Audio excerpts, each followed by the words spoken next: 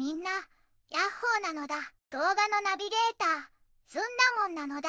今回は、風車の国オランダに注目していくのだ。で、実はみんなが食べてるオレンジ色の人参。あれってオランダで王家のために品種改良されて生まれた色なのだ。昔は紫色とか白色が普通だったなんて、びっくりなのだ。今日のニュースは全部で3つなのだ。中でも特に注目なのが、3つ目のニュース。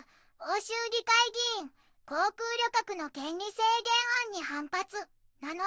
みんなが飛行機に乗るときに、って思うあれこれが変わるかもしれないビッグニュースなのだ。飛行機の遅延保証はもちろん、手荷物の追加料金や、14歳未満の子供が大人と隣に座るための料金とか、いろんなルールが見直されそうになっているのだ。航空会社は非現実的って反発してるけど、一体どうなるのか見逃せないのだ。この動画がいいなと思ったら、高評価とチャンネル登録もよろしくなのだ。それじゃあ、一緒に見ていくのだ。皆さん、こんにちは。今日は魅力あふれる国、オランダをご紹介するのだ。西ヨーロッパの低地に位置し、北海に面しているのだ。首都は運河と芸術の街アムステルダム。政治の中心はハーブなのだ。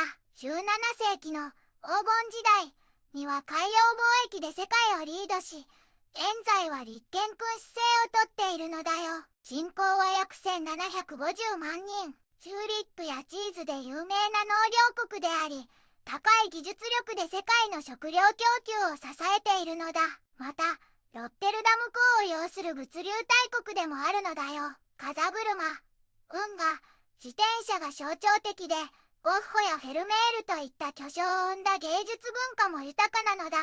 現在では、気候変動への適応や水管理技術、循環経済への取り組みが世界中で注目されている、環境意識の高い国なのだ。一つ目のニュースなのだ。極右 PVV の支持率下落。有権者の半数は依然未定。という記事なのだ。オランダの総選挙が近づいているのに、なんと有権者の半分がまだどこに投票するか決めていないらしいのだ。最新の世論調査によると、極右政党 PVV は支持を落として、現在の議席から6つ減って31議席になりそうなのだ。でも、まだ議会で一番大きな政党なのだ。PVV の支持者は、当時のウィルダース氏が選挙活動を中止したことには理解を示すけど、60% の人は他の党首たちと討論に出てほしいと思っているみたいなのだ。PVV に続いて、グローンミンクス、プブド A 連合が25議席で、キリスト教民主党は23議席なのだ。右派自由党 VVD は現在の議席から10も減って14議席になりそうなのだ。一方で自由民主党 D66 は5つ増やして14議席まで伸びているのだ。この党は2023年よりも明確な方針があるって有権者から信頼されているのだ。極右政党 JA21 も PVV や VVD から支持を奪って13議席を獲得する見込みなのだ。他の政党は多くても5議席くらいらしいのだ。まだ投票先を決めていない有権者はキリスト教民主党 VVD、D66 の間で迷っていることが多いみたいだと研究者たちは言っているのだ。二つ目のニュースなのだ。アムステルダム国立美術館、17世紀の家庭生活をテーマにした新展という記事なのだ。アムステルダムのライクスミュージアムで2025年10月17日から17世紀の家庭でっていう新しい展覧会が始まるのだ。これは17世紀オランダの黄金時代の人々の暮らしをとっても個人的な視点から見つめる展覧会なのだ。これまでは専門的すぎた研究を全部集めて当時の人々が本当にどう生きていたのか日用品から探るのだ。有名なレンブラントやフェルメールの絵画は17世紀のインスタグラムみたいな理想の姿を描いていたのだって。だからこの展覧会では絵には描かれなかったもっとリアルな生活をほうきやストーブみたいな普通の品々で紹介するのだ。展示には段ボール箱を使ってるのも面白いのだ。富豪のドールハウスから労働者のパン引き会見まで幅広い暮らしが見られるのだ。それから17世紀の家庭はとも密接だったのだ。日記に記されたたくさんの子供たちの死や赤ちゃんの肖像画なども展示されて、当時の厳しさも教えてくれるのだ。この展覧会は2026年1月11日まで開催されるのだ。ぜひ行ってみてほしいのだ。3つ目のニュースなのだ。欧州議会議員、航空旅客の権利制限案に反発という記事なのだ。欧州議会の MEP たちは航空旅客の権利を守ろうと頑張っているのだ。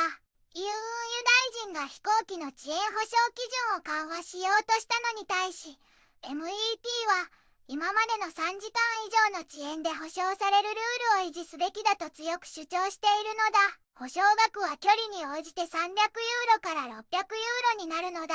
キャンセルや搭乗拒否の場合も同じ金額なのだ。さらに MEP は手荷物1つと小型バッグ1つを無料で持ち込めるようにしたり、チェックインや指名訂正、14歳未満の子供が大人と隣に座るための追加料金をなくしたりすることを求めているのだ。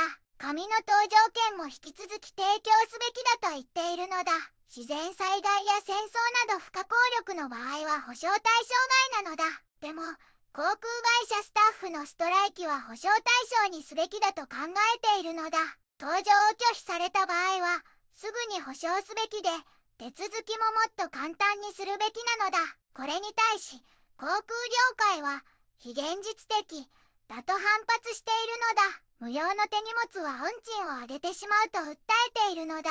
これから欧州議会と EU 理事会の間で話し合いが始まる予定なのだ。最終的なルールがどうなるか注目なのだ。魅力あふれるオランダは、芸術や技術、環境意識が高い国なのだ。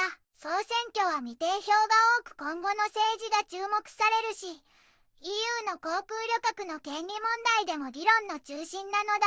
ライクスミュージアムの展覧会は、黄金時代のリアルな暮らしを知るチャンスなのだ。多様な顔を持つオランダにこれからも注目するのだ。